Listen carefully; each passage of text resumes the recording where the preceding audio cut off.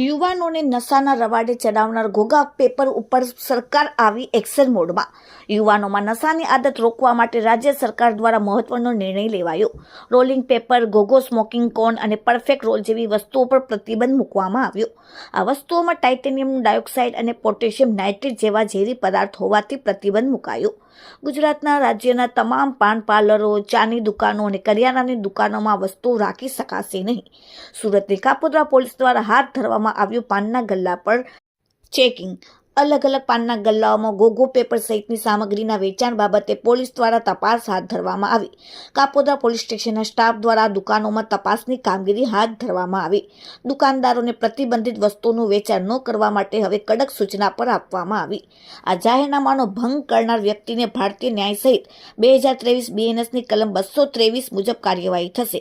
આ આદેશ સમગ્ર ગુજરાત રાજ્યમાં તાત્કાલિક અસરથી લાગુ કરવામાં આવ્યો। Bureau report, daily India TV, Surat.